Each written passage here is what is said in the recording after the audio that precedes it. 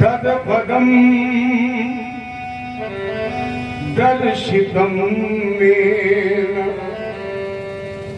तस्मै श्री गुरुवे नमः।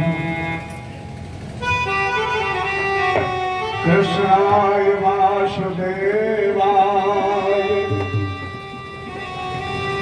हरये परमात्मने प्रणतक्लेश नाशाय गोविंदाय नमो नमः। प्रदेवशतं नवनीतचोरं गोपाङ्गनानां जगपूलचोरम्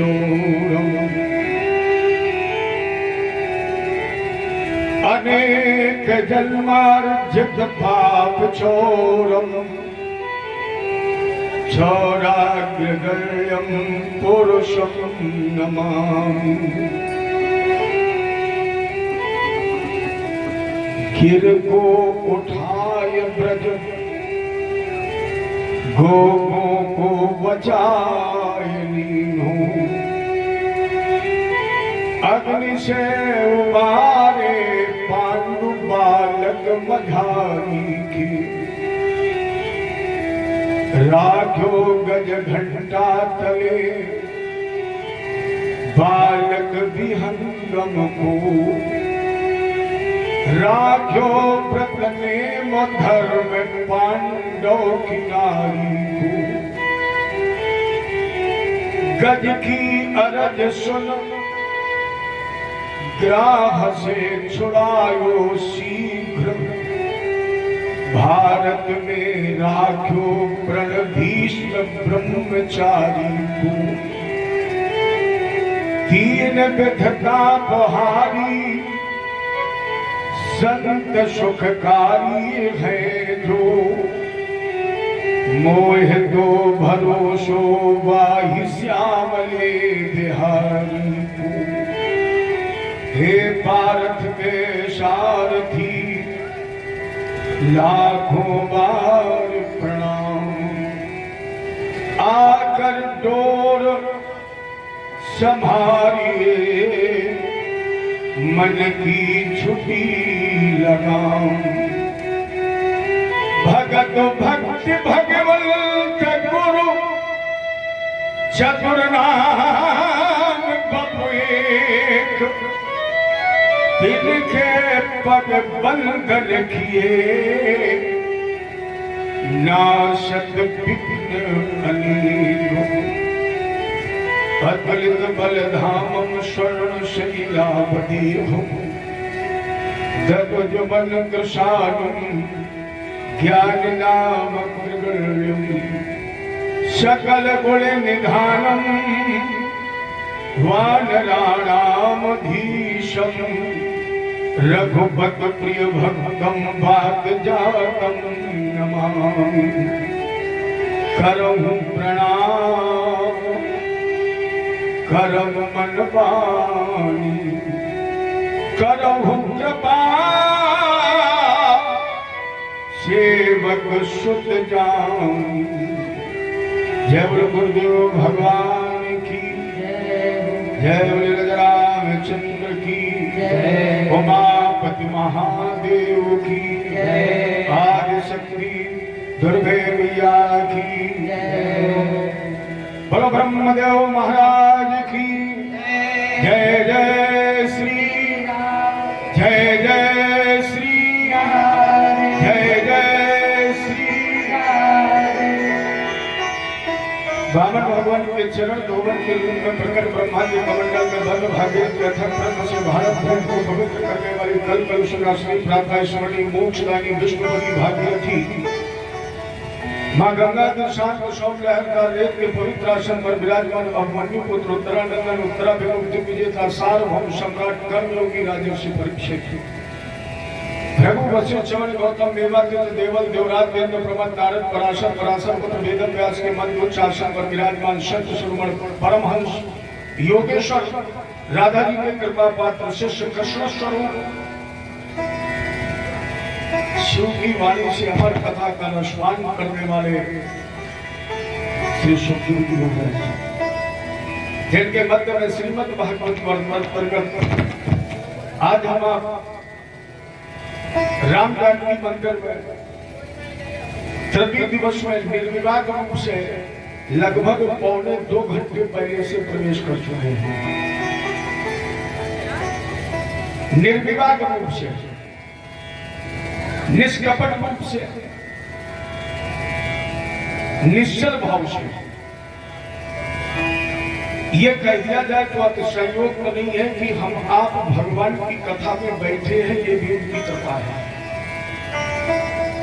इस व्यासपीठ पर मैं कथा गा रहा हूं, ये भी कृपा है उन्हीं की, और आप बैठे कथा सुन रहे हैं, ये भी कृपा है उन्हीं की।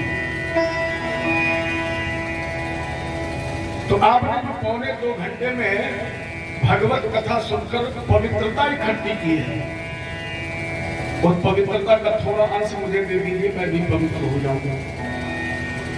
क्योंकि मैं तो कथा में व्यवधान पढ़ करके आया। जो सत्संग सुधा बह रही थी उसमें कहीं ना कहीं मेरे द्वारा व्यवधान हुआ, तो उस व्यवधान के दोष निवारणार्थ भी हमें आपकी कुछ ना कुछ पवित्रता चाहिए। या ये कहा जाए कि कथा के व्यवधान में जो हमारा मन वाणी आसन से विचलित हुए, उस मन वाणी बुद्धि चित्त अहंकार और आसन को पवित्र करने के लिए सभी लोग ले लीजिए समर्पण पत्र। मैं कथा गाऊं, इसके पहले ठाकुर जी के प्रति समर्पित हो जाइए और समर्पित होकर के इस कथा को सुने। क्योंकि हमारे सुखदेव जी ने कहा, राजेंद्र अगर मानव कल्याण चाहता है तो क्या करे? बोले जितासनो जित श्वासो जित संगो जित इंद्रिया स्थूले भगवते रूपे मनः संधार के दिया। क्या करे? जितासनो, सबसे पहले आसन को जीते। जित श्वासो, आसन को जीतने के बाद श्वास, रेचक, पूरक, कुंभक। श्वास खींचना, श्वास को उदर में रोकना और श्वास छोड़ना, पहले तीनों को करे सम बराबर। जितनी देर में श्वास खींचे इतनी देर ही श्वास उदर में रोके और उतनी देर में ही वो श्वास छोड़े। और सम जब श्वास हो जाए तो धीरे धीरे समय बढ़ाए। श्वास को जीतने का मतलब समय अवधि बढ़ाए। और जब श्वास पर विजय मिल जाए तो चित्त संगत को जीतना बहुत जरूरी है। और मैं तो ये कह सकता हूं कि आसन विजयी भी आप तभी हो सकते हैं, श्वास विजयी भी आप तभी हो सकते हैं जब पहले संगत जयी बन जाए। जब तक संगत पर विजय नहीं मिलेगी, क्योंकि संगत से गुण जात है और संगत से गुण आए। बास फास और मीशरी एक ही भाव दिखाए। दूसरे शब्द में कहते हैं, ज्ञान बढ़े गुणवान की संगति, ध्यान बढ़े तब शीशल कीन्हे, और मोह बढ़े परिवार की संगति, काम बढ़े दिए में चित दीन्हे। और बोले लोभ बढ़े धन में चित, क्रोध बढ़े नर मूढ़ की संगति। अगर किसी मूर्ख का साथ किया जाए तो क्रोध की अधिकता होगी, अगर धन में मन लग जाए तो पैसा। इसीलिए तो आज भगवान ने सबसे पहले किसे मारा याद है आपको? मैं यहां नहीं था लेकिन मुझे याद है, मैं सुन रहा कथा। देखो, श्रोता और वक्ता का एक चित्त होना चाहिए, रहे कहीं भी लेकिन मन ध्यान कथा में हो। आपको पता है भगवान ने सबसे पहले आज किसे मारा? हिरण्याक्ष। और क्या बनकर मारा? बरा। बरा माने होता है संतोष और हिरणाक्ष माने होता है लोभ। हिरणाक्ष का मतलब है, हिरण माने सोना, अक्ष माने आंख। जिसकी आंख में केवल सोना ही बसा है वो है लोभ। और बरा माने होता है संतोष। आज आप लोग एक बहुत सोच समझकर उत्तर देना। परमात्मा तुझे दुनिया की दौलत दे दे, केवल संतोष छीन ले, सुख मिलेगा? ईमानदारी में बताइए, लोग धन के पीछे भाग रहे हैं, हाय पैसा, हाय पैसा। परमात्मा तुझे दुनिया की दौलत दे दे और केवल तेरे चित्त को खींच ले, केवल तेरा चैन छीन ले, सुख मिलेगा?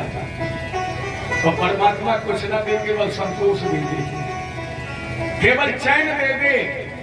और अगर चैन मिल जाएगा तो नमक रोटी में भी आनंद आ जाएगा।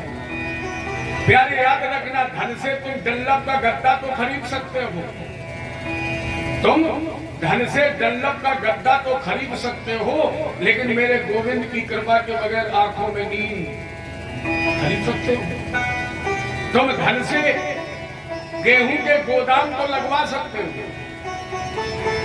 लेकिन बगैर परमात्मा की मर्जी के प्यारे पेट में भूख खरीद सकते हो? सबसे बढ़िया जीवन कौन है? टूटी चारपाई मिल जाए, फटी दड़ी मिल जाए और बिस्तर पर जाते जाते 5 मिनट में नींद आ जाए, इससे बढ़िया और कोई जीवन है?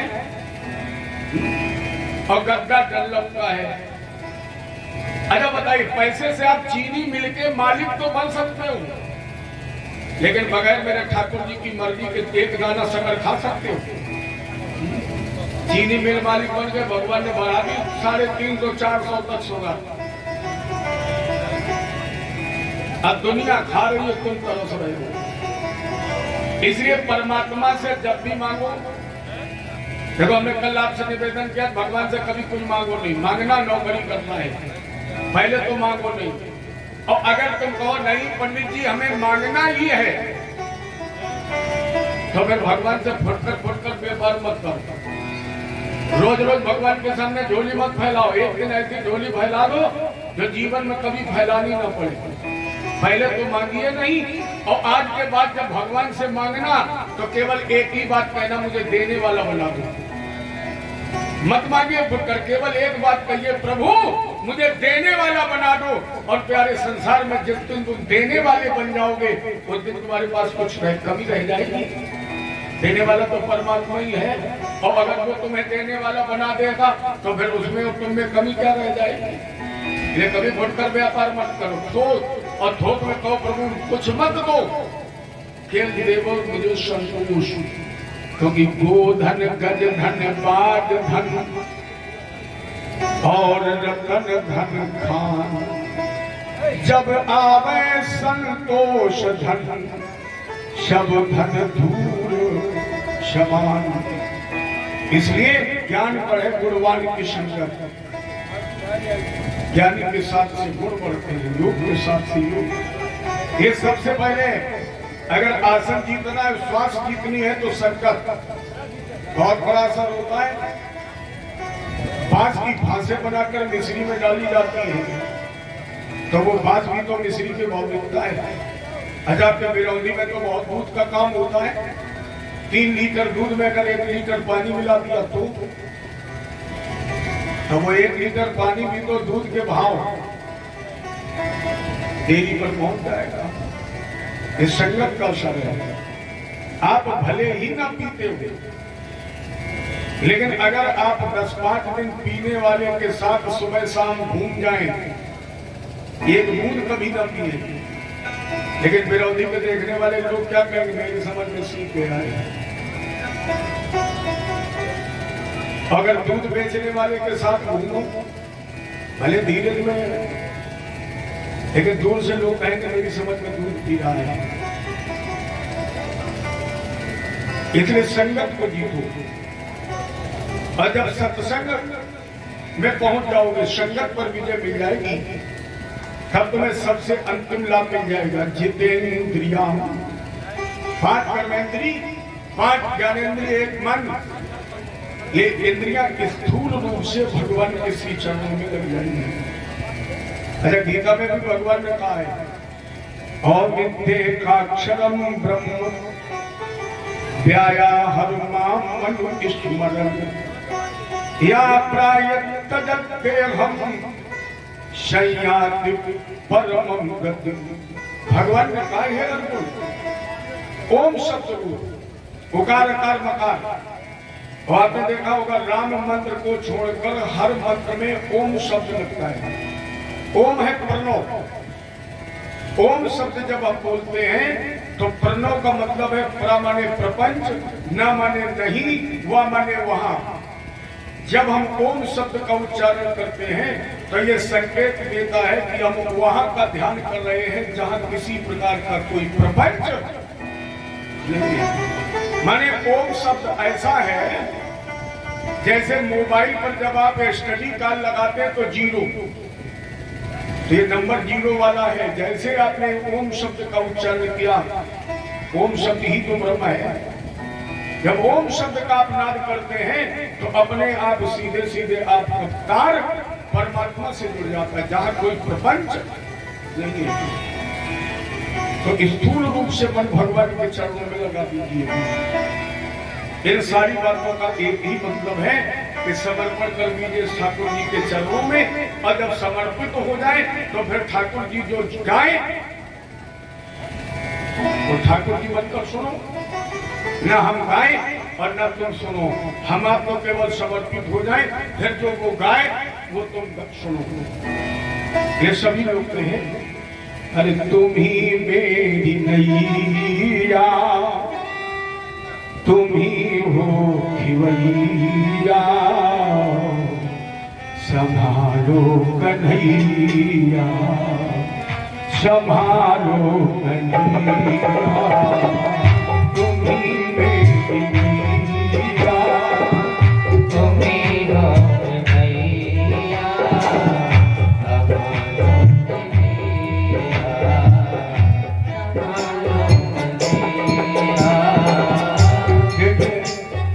मेरे कहने से मत गाइए, मेरे लिए मत गाइए, अपने लिए गाइए, अपनी मस्ती में गाइए, बहुत तेज मत गाइए, अपनी मस्ती में मन मन ताली बजा के गाइए। देखिए कितना आनंद है भगवान के कीर्तन में। ताली क्यों बजवाई जाती है? ताली बजाने से कम 4 लाभ है। पहला लाभ मानस बतानी, राम कथा सुंदर संसारी, संशय विहर कोलावन हारी। जब आप ताली बजा के कीर्तन गाते हो ना तो संशय रूपी पक्षी हमारे जीवन रूपी फसल को खा रहा है, ताली की आवाज से उड़ जाएगा। दूसरा लाभ, ताली बजाने से हाथ की रेखाएं बदलती हैं जब आप ताली बजाएंगे। तीसरा लाभ, आपने कभी ताली बजाने वालों को देखा है? गेस्ट हाउस में एक मेरे बहुत अच्छे मित्र हैं कानपुर में, मैंने उनसे पूछा कि आप लोग अस्पताल क्यों नहीं जाते? अच्छा, इतने लोग बैठे, ईमानदारी से बताइए, कभी आपने किसी ताली बजाने वाले को हॉस्पिटल में देखा है? तो नहीं मिलेंगे जल्दी जल्दी अस्पताल में। मैंने पूछा क्यों, तुम्हें बीमारी नहीं होती है?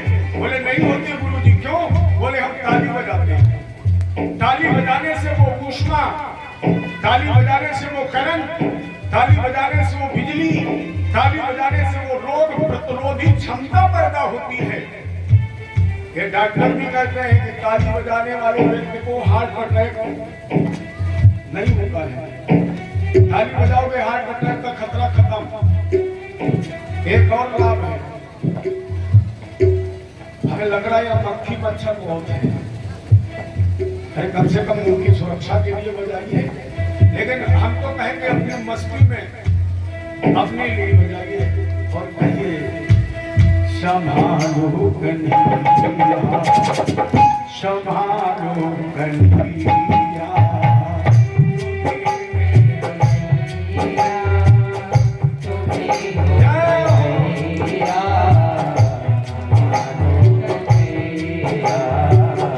संभालो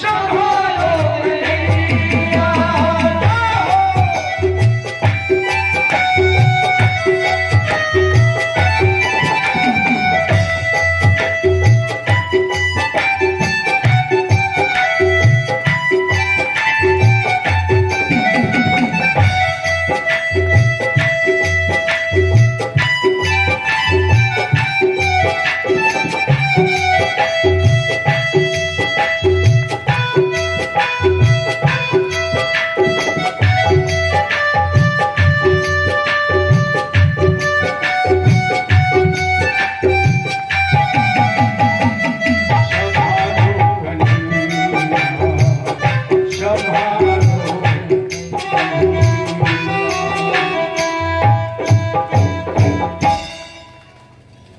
अभी आपके सामने चर्चा चलेगी प्रसूति मानवी दक्ष उपगे में हृदय तस्याम संसर्ग दुहित्र घोर शो मगलोचना। स्वयं मन में 3 कन्याएं पैदा हुई थी, देवहूति, आकृति और प्रसूति। कथा आपकी तीसरी कन्या पर चल रही है, प्रसूति। हालांकि देवयानी देवहूति जी का विवाह कर्दम जी के साथ हुआ। 9 कन्याएं पैदा हुई। 10वां पुत्र पैदा हुआ जिसका नाम पड़ा था कपिल। अरे एक महात्मा के 9 लड़कियां होती थी, बेचारा शादी करते करते मर गया उनका। ये 9 कन्याएं क्या है? श्रवणम कीर्तनम विष्णु स्मरणम पाद सेवनम अर्चनम वंदनम दासे शक्तिमात्म निवेदनम। ये 9 कन्याएं हैं। श्रवणम, पहली कन्या का नाम है श्रवण करो। दूसरी कन्या का नाम कीर्तनम, भगवान का नाम लो। अर्थात कर्दम रूपी जीवात्मा के देहूति दृष्टि रूपी निष्काम बुद्धि के जो 9 कन्याएं पैदा हुई हैं, ये 9 भक्ति है। और जितने लोग बैठे हैं सबको पता होगा, कल जो लोग कथा सुन रहे थे, बताइए भक्ति के पुत्र का नाम क्या है? भक्ति के पुत्र का नाम है ज्ञान। और कपिल भगवान ने मैया देहूति को दिया क्या है? ज्ञान ही को दिया है। अर्थात जब जीवात्मा अपने मन मंदिर में 9 भक्ति को उत्पन्न कर लेता है तो उसे अपने आप प्राप्त होता है ज्ञान। अच्छा बताए, अगर भक्ति जवान ना होती, अगर आपके हृदय में भक्ति नृत्य ना करती होती, अगर आपके हृदय में भक्ति का जागरण ना हुआ होता, तो क्या इतनी धूप में तुम यहां बैठे होते? और जिनके अंदर भक्ति नहीं जागी वो न आज बैठे हैं, न कल बैठे थे और न कल बैठेंगे। और जब भक्ति जागी, नृत्य किया, तो हम आ गए आप इस पंडाल में, तो यहां में आपको क्या मिलता है? ज्ञान। सत्संग से मिलता है ज्ञान। और ज्ञान के भाई का नाम क्या है? विवेक। ज्ञान के भाई का नाम है वैराग। और जब ज्ञान मिलेगा तो 3 ही बातें बताई जाएंगी। चाहे आप 7 दिन कथा सुने, चाहे 15 दिन तो सुने, चाहे रोज सुने, ज्ञान हमें 3 ही बातें देता है। पहली बात देता है, आया है सो जाएगा राजा रंग फकीर, कोई हाथी क्षण चला, कोई बाधा गया जलील। बसदेव ने कंस से कहा, भैया देवकी को मार दोगे, मरना नहीं पड़ेगा, क्योंकि मृत्युर जन्म बताम वीर, देहे न सहजायते, अद्वात शतान्ते वा मृत्युर्न प्राणिनाम ध्रुवा। जन्मते ही मृत्यु तुम्हारे साथ पैदा हुई है, बल्कि जन्म बाद में हुआ, मृत्यु पहले पैदा हुई। क्योंकि प्यारे, अगर मृत्यु पहले पैदा ना हुई होती तो तुम्हारे जन्म से पहले माँ के गर्भ में किसी बच्चे की मृत्यु ना हुई होती। और तो बच्चे ऐसे जो माँ के गर्भ में ही मरते हैं। इसके मतलब जन्म से पहले जिस दिन तुम्हारी नींव पिता के माध्यम से माँ के गर्भ में रखी गई, उसी दिन मृत्यु की भी नींव रख दी गई। जन्म ही तो मृत्यु है। अरे जन्म के बाद मृत्यु नहीं होगी तो जन्म का आभास होगा। जीवन भर आपको सुख मिले, कभी दुख ना मिले, तो आपको सुख का अनुभव होगा। अच्छा दिन के बाद रात ना हो तो कोई पूछे दिन कैसा होता, पता लगेगा। जीवन में एक के अनुभव की प्राप्ति के लिए दूसरे का आना आवश्यक है, तभी पहले का आभास होगा। तो मृत्यु तो निश्चित है, पहली बात बताइए। और शाश्वत शब्द है, शाश्वत का मतलब है सदा सदा से चल रहा है, चलेगा और चलता रहेगा। तो पहली बात बताई जाएगी मृत्यु सत्य है। और दूसरी एक बात और बताई जाएगी, कौन? मुट्ठी बांध करके प्रेमी आए हो जगत के बीच, और रीते हो के एक दिन जब तुम जाओगे इस यश के नगारे अपने द्वारे पे धराए जाओ। नगा दे लिए आए हो, नगा दे लिए। एक दूसरी बात बताई जाएगी, ना कुछ लेकर आए हो और ना कुछ लेकर। हमें अपने जन्म की याद नहीं है। आपको अपने जन्म की है, कैसे पैदा हुए पता है? हमें अपने जन्म की याद नहीं है, लेकिन हमारे सामने बहुत जन्मे तो हैं। और जिनका हमारे सामने जन्म हुआ है, क्या उनके तन पर एक धागा था? जो हमारे सामने पैदा हुए, क्या उनके तन पर एक धागा था? और अगर उनके तन पर एक धागा नहीं था, इसके मतलब हमारे भी तन पर एक धागा नहीं रहा होगा। कैसे आए? बिल्कुल नग्न। अभी हम गए तो नहीं हैं, लेकिन बहुत लोग हमारे सामने चले गए हैं। जो चले गए हैं वो ले गए हैं, जो चले गए वो ले गए। और जब वो नहीं ले गए तो तुम क्या छाती पे लाद के ले जाओगे? ये यही थी, यही है और यही रहेगी। न जाने कितने बैठने वाले चले गए, न जाने कितने बैठकर चले जाएंगे, और न जाने कितने तुम्हारे बाद बैठेंगे, वो भी चले जाएंगे, यही रहेंगे। इसलिए क्या करिए? यश के नगारे अपने द्वारे पे धराए जाओ। इस धरा धाम पर आए हो प्यारे, कोई ऐसा कार्य करके जाओ जिससे मरने के बाद भी लोग तुम्हारी याद करें। ये तुम्हें दूसरा संदेश दिया जाएगा।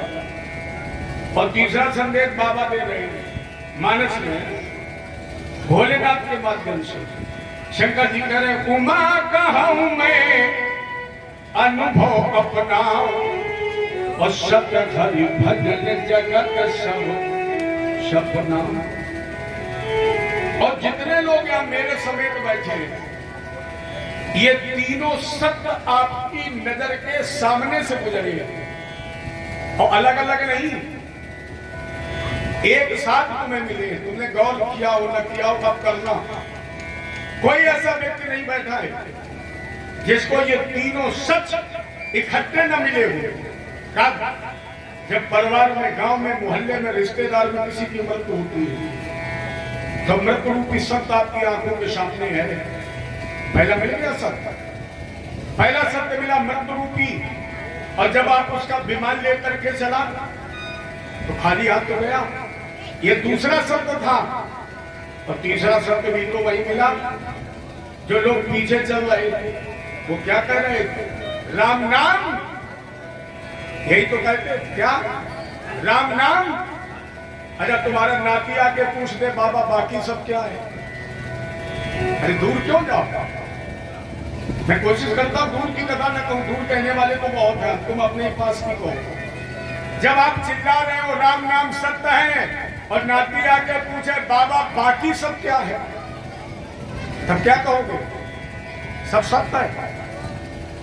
तब कहोगे कि सब असत्य है, सत्य केवल ईश्वर का नाम है। तीन ही बातें बताई जाएंगी। पहली बात, मृत्यु सत्य है, खाली हाथ जाओगे, ये दूसरा सत्य है। और तीसरा सत्य राम का नाम है। शंकर जी ने कहा, सुना हूं मां ते लोग अभागी, और हरि भजहु विषय कंगाली।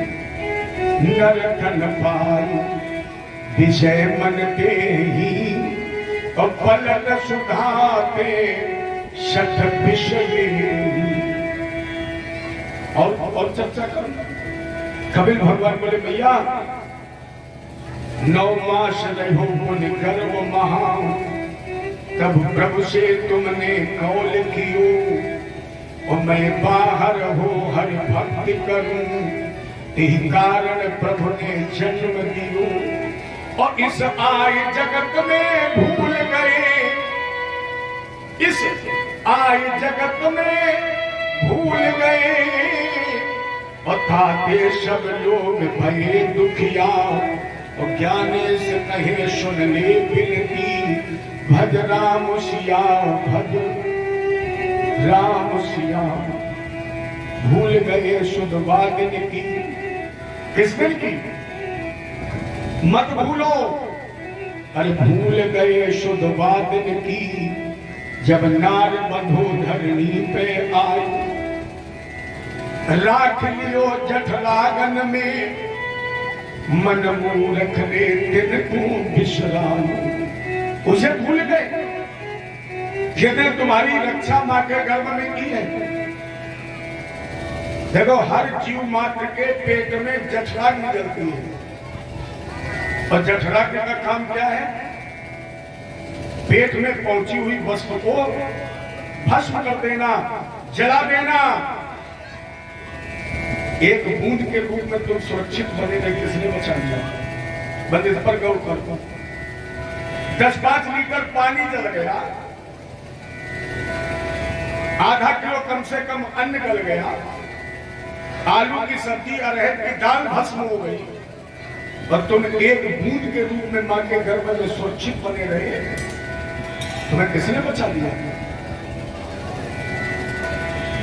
और वहां की बात छोड़िए, परमात्मा ने जब तुम्हें जन्म दिया मुंह में दांत नहीं थे, राख लियो जठरागन में मन मूर्ख रे दिन को बिसरायो, और बहु भांति प्रभु प्रतिपाल कियो। क्या किया? जब दांत नहीं प्रभु दूध पिलायो। जब पैदा हुए तो बाजरा की रोटी खा सकते हो? क्या कृपा की उस करुणा निधान में? जन्म तुम्हारा बाद में हुआ, और जन्म होने से पहले तुम्हारे मां के स्तनों में दूध भर दिया, जिसे पी करके तुम इतने बड़े हो गए। अगर स्तनों में दूध ना भरा होता, रोटी खा नहीं पाते 4 दिन, तब होते जब राम नाम।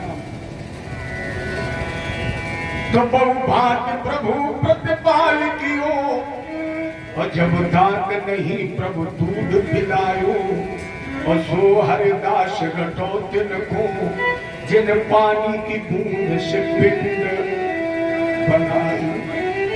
एक पानी की बूंद से कितनी संरचना सुंदर की है भगवान ने। कवि जी ने एक सख्य दिया, बनाए दीनी कारीगरवा, कितनी सुंदर बखरी, कितनी सुंदर बखरी। ये काया कितनी सुंदर बखरी, अरे बनाए दीनी कारीगरवा, कितनी सुंदर बखरी। जा बखरी तेरी अजब बनी है, ईट लगी ना लकड़ी। अरे हंसना नहीं, एक बड़ी अच्छी बात हमें याद आ गई। कभी आपने सोचा कि भगवान ने मुंह के ऊपर इतनी ऊंची नाक क्यों लगाई? सोचा है आपने? अच्छा, हम लोगों के पास एक ही काम है, रात भर सोचो दिन भर बोलो। मैंने कल सोचा कि भगवान ने इतनी ऊंची नाक क्यों लगाई? उत्तर मिला, अगर नाक इतनी ऊंची न लगवाता तो पंडित जी जब चश्मा टेस्ट कराते तो कहाँ रखते? इतना बढ़िया स्टैंड भगवान ने लगा दिया पहले से। अच्छा बताओ, नाक पर रख दिया, और अगर कान इतने ऊंचे न लगाता तो चश्मा क्या पकड़े घूमते? भगवान ने चश्मा लगाने का पहले से स्टैंड गजब की कला है भगवान का, क्या सुंदर संरचना है। अरे जा बखरी तेरी अजब बनी है, ईट लगी ना लकड़ी। हाँ, ईट लगी ना लकड़ी, अरे बनाए दीदी कारीगरवा, कितनी सुंदर बखरी।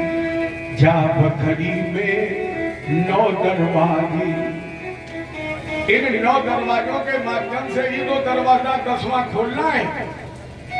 जा बखरी में 9 दरवाजे, 3 जगह से जकड़ी शत रज तम, अरे 3 जगह से जकड़ी बनाए दी कारीगरवा, कितनी सुंदर बखरी। कहत कबीर सुनो और समझो, कहत कबीर सुनो और समझो, बिना गुरु ना सपरी, हाँ बिना गुरु ना सपरी। सबरी माने जानते हो? बुंदेलखंड का शब्द है ये। सबरी माने होता है स्नान। लोग कहते सबर लिया, स्नान कर लिया, माने गुरु के ज्ञान में जब तक गोता नहीं लगाओगे। बिना गुरु ना सपरी, अरे बनाए दीनी कारीगरवा, कितनी सुंदर बखरी। छेद खलबस बंधाए, कबीर भगवान कर रहे मां, छेद खलबस बंधाए, मुक्तये चात्मनो मतम, गुणेषु शक्तम बंधाए, रतम वा पुरुष मुक्तये। हे मां, जीव के मोक्ष और बंधन का कारण केवल मन है। मन अगर सांसारिकता में लग गया तो जन्म मृत्यु, और यही मन अगर सांसारिकता से विमुख होकर परमात्मा चिंतन में, तो जन्म मृत्यु के बंधन से मुक्त ये मन। लेकिन भैया जो बात कहने में कठिन है, जीवन में उतारनी उतनी ही सरल है, और जो बात जीवन में कहनी सरल है वो उतारने में उतनी ही कठिन है। ये सभी कहते मन को जीत लो, लेकिन मन को जीतना कोई खेल है? खेल नहीं है, क्योंकि मन तो इस तन का राजा है। मन की गति क्या है? आपने देहात में एक जानवर देखा होगा, बकरा, जानते हो आप?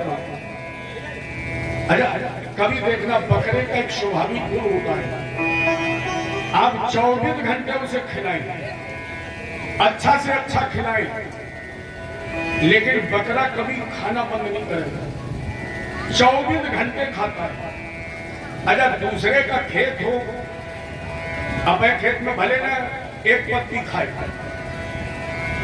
लेकिन अगर दूसरे का खेत है तो चाहे 2 पत्ती खाएगा जरूर। हमारे यहाँ दुकान पर क्षेत्र में लोग कहते हैं आगे चले तो भग पर है। ये बकरे का स्वाभाविक गुण होता है, आगे चले तो भग पड़े, पीछे पाए न दे, और मारे तो बेना चले तो बकरा का भूल नहीं। कभी देखना, बकरे को लेके चलो तो आगे चलेगा तो तुम्हें घसीट देगा, और अगर तुमने पीछे कर लिया, तुम आगे चल रहे हो, पीछे घसीटना। एक राजा के पास बकरा, बहुत ध्यान से सुनना, कथा का सार है।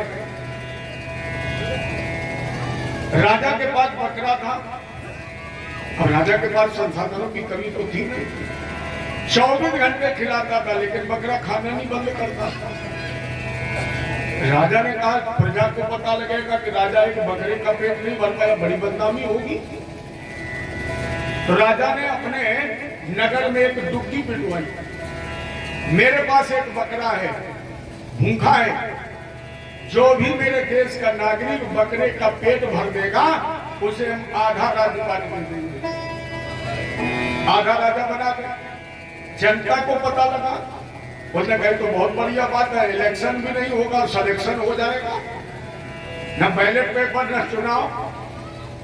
आधे राजा, अरे बकरा कितना खाएगा? ज्यादा से ज्यादा बीघा, 2 बीघा, 10 बीघा का गेहूं, चना, रेल मटर खाएगा, पेट भर जाएगा, राजा बन जाएंगे।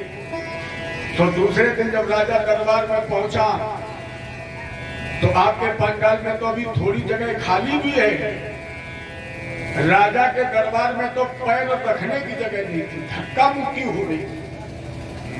राजा ने मंत्रियों से पूछा ये भीड़ कैसी? मंत्री बोले हमसे पूछ रहे, आदेश आपका है। क्या आदेश? बोले आपने ही तो कहा है कि बकरे का जो पेट भर देगा वो राजा बन जाएगा, सब पेट भरने आएगी। राजा ने कहा एक बात बताओ मंत्री, बकरा एक है और पेट भरने वाले बहुत हैं, अब हम बकरा किसको किसको दें? और पहले वाले को दे दिया, पेट भर दिया, तो बाकी जनता हमसे नाराज हो जाएगी, क्या करें? अच्छा, मंत्रियों का काम होता सलाह देना। मंत्री ने कहा राजा साहब अभी कुछ बिगड़ा नहीं, आदेश करो बकरे का पेट 1 महीने में भरना है। जनता ने पूछा राजा साहब अगर बकरे का 1 महीने में पेट ना भरा तो? राजा ने कहा फांसी। जितने बुद्धिमान लोग थे उन्होंने कहा भैया छोड़ो कुर्सी, न राजा साहब के चक्कर में लटक गए फांसी में। ये तो अपनी आधी रोटी थी, लेकिन कुछ महाबुद्धिमान होते का 2 बीघा बेच के प्रधानी को चुनाव लड़ जाए। तो जो चाहते थे राजा बनना, बोले साहब घूरा में नाव चल जाए, बोले हम पेट भरेंगे। न जाने कितने लोग बकरे को ले गए, 30 दिन खूब खिलाया और 31वें दिन राजा के दरबार में बकरा गया। राजा ने जरा सी घास फेंक दी, बकरे ने दौड़ करके मुंह मार दिया, लग गई लाइन फांसी की। एक पहलवान को पता लगा 10-5 जिले बढ़िया कुश्ती लड़ता, इतने विचार किया गेहूं अरहर चना मटर से पेट नहीं भरेगा, रबड़ी पिएगा, अरे खोया खाएगा, मखाने की खीर घी, तब तो पेट भर जाएगा। तो पहलवान राजा साहब के दरबार में पहुंचे, बोले राजा साहब बकरा में दे दो, पेट भर देंगे हम। राजा ने कहा भैया तुम तो वैसे भी 5 जिले के राजा हो, अच्छी कुश्ती लड़ते हो, टॉप के पहलवान हो, कहा तुम बकरे के चक्कर में पड़े हो, जाओ पहलवानी करो। पहलवान बोला राजा साहब नहीं, बकरा हमें दो, हम पेट भरेंगे। राजा ने कहा बकरा ले जाओ, लेकिन एक शर्त है। एक शर्त है, क्या? बोले बकरे का पेट 1 महीने में भरना है, केवल 1 महीने में। राजा ने कहा अगर न पेट भरा तो? पहलवान ने पूछा, राजा बोले तो फांसी। पहलवान ने कहा शर्त स्वीकार है, ले गया बकरा। 15 दिन 24 घंटे सेवा, और 15 दिन की सेवा में बकरे ने खाना बंद नहीं किया। और जब 15 दिन में बकरे ने खाना बंद नहीं किया, पहलवान ने कहा अब 15 दिन में बंद करेगा भी नहीं। और अगर अब बकरे का पेट 15 दिन में न भरा तो पहलवान को क्या होगी? फांसी। अरे बताइए इतने लोग बैठे हो, सबके सामने बढ़िया काजू की बर्फी रख दी जाए, रिवाल्वर में कारतूस लगा के कोढ़ा चढ़ा के छाती पर नाल रख दी जाए और कहा जाए बर्फी खाओ। खाने मन लगेगा? मन लगेगा अंगुली में कि तनिको अगर कमी हुई नहीं, यह बर्फी पेट में बाद में जाइए। पहलवान 16वें दिन बकरे का पेट भरने जा रहा था, आज बकरा आगे था, पहलवान पीछे घसीट था। एक संत ने देखा, दौड़ करके आया, पहलवान ने बकरा छोड़ दिया, प्रणाम किया, पैर पकड़ लिए, गुरुजी बचाओ। महात्मा जी ने कहा बचाओ? अरे तेरा 5 जिले में नाम हम देख रहे, तुम एक बकरा से हार गए। पहलवान बोला महाराज ये बकरा नहीं है, ये हमारी फांसी का फंदा है, ऐसे चक्कर में फंस गए कि ये मारी डाले। महात्मा जी ने बोला बात क्या है? पहलवान ने सारी बात बताई। महात्मा जी ने कहा सो पूछ लो, 15 दिन का समय बहुत है बेटा, हम तुम्हें युक्ति बता रहे हैं कि बकरा 15 घंटे में खाना तो दूर देखना बंद कर देगा। पहलवान बोला महाराज जी जल्दी बताओ। बोले पहले 24 घंटे से निर्जला व्रत कराओ। नहीं माता जैसे तीजा का व्रत करती, न एक घूंट पानी। अगर व्यक्ति को जब तक भोजन मिलता है तब तक भूख नहीं मरती है। व्यक्ति की भूख तभी मरेगी जब वो बहुत भूखा होगा। मैंने सुना लोग कहते भूख तो बहुत लगी थी, मेरी भूख मर गई। महात्मा जी ने कहा 24 घंटे निर्जला व्रत करा के पहले इसकी भूख मार दो, और जब भूख मर जाए तो इसे पिंजरे में बंद कर दो। अब पिंजरे में दरवाजे रखना दो, एक दरवाजा सामने लगवाना, एक दरवाजा ऊपर लगवाना। फिर गुरु जी बोले 24 घंटे के बाद ऊपर वाला दरवाजा खोलना, थोड़ी घास डालना। कितनी? बोले जितने में पेट भी ना भरे और ये ना मरे, ना मरे और ना पेट भरे। थोड़ी घास खा ले, तुम देखते रहना, बोलना नहीं। और इसके बाद ऊपर वाला दरवाजा बंद कर देना, सामने वाला दरवाजा खोलना, घास डालना, बकरा खाने आए मुंह में डंडा मार देना। 1 घंटे प्रैक्टिकल करके देखो। अभी तुम्हारे हाथ में 15 दिन है तो 15 घंटा तुम्हें 1-1 घंटा, और 15 घंटे में ऐसा पेट भरेगा कि उधर देखेगा भी नहीं। अब पहलवान बड़ा प्रसन्न, इसलिए प्रसन्न नहीं हमारे प्राण बच गए, प्रसन्न इस बात से है कि तुम्हारा पेट अब भरे और चाहे न भरे, लेकिन 15 दिन पहले तुम्हें मार देंगे। हम भले मर जाए, लेकिन अब 15 दिन हम मार तुम्हों के लिए आए तसल्ली है। 24 घंटे व्रत कराया, पिंजरे में बकरे को बंद कर दिया, ऊपर वाला दरवाजा खोल के घास डाली, बकरा खाता रहा, पहलवान देखता रहा, नहीं बोला। पूरी घास खा ली, ऊपर वाली खिड़की बंद कर दी, सामने वाली खिड़की खोली। जैसे घास डाली, बकरा तो भूखा था, आदत से मजबूत था। जैसे घास देखी, दौड़ के घास तक पहुंचना, खाना तो दूर, घास तक पहुंचना चाहता था। महात्मा जी ने क्या डंडा बताए? 1, लेकिन पहलवान इतने गुस्से में था कि एक ही टाइम 10 फंदा, और जैसे 10 फंदा तो बकरा तो पिंजरे के अंदर। फिर घास डाली, बकरा फिर खाने आया, फिर डंडा, 1 घंटा डंडा चला। भैया 15 दिन की बात छोड़ो, 5 ही दिन बीते। 6ठे दिन सामने की खिड़की खोली, पहलवान ने घास डाली, बकरा हिला भी नहीं। पहलवान ने कहा भूखे हो गए, खा लो 2-4 मुंह। बकरा बोला नहीं खाऊंगा। पहलवान पूछा क्यों? बोले हमने जान लिया है। क्या? बोले ऊपर की घास खाने के लिए और सामने वाली घास केवल दर्शन के लिए। हम जान गए दांत टूट जाएंगे, नहीं खाएंगे। पूरा समय हो गया।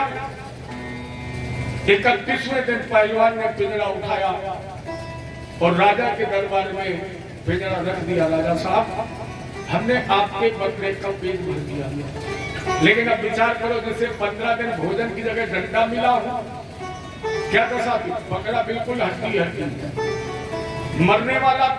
पहलवान ने कहा क्यों रे, पेट भर दिया, किसे भूखों मार डाला है? ये बिल्कुल भूखों मर रहा है, मर जाएगा घंटे 2 घंटे।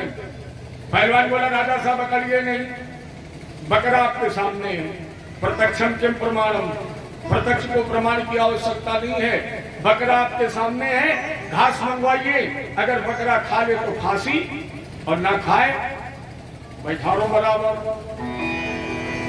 तो राजा ने कहा ये मरेगा सन्नपात में है। पहलवान को हो गया सन्नपात, इसलिए उल्टा सीधा बकरा है। राजा ने 2 सिपाही बुलाए, बोले जा बढ़िया घास लेके आओ। हरी हरी बढ़िया दूबा घास सामने की खिड़की पहलवान ने खोल दी, सिपाहियों ने घास डाल दी। बकरा बहुत भूखा था। जैसे घास देखी, सोचा चलो दौड़कर 2 मुंह मार लूं, लेकिन पहलवान जान गया बकरे की नियत में खोट है। अगर हम जरा भी चूक गए तो ये घास खा लेगा, हमें फांसी लग जाएगी। इसलिए पहलवान ने धीरे से डंडा उठाया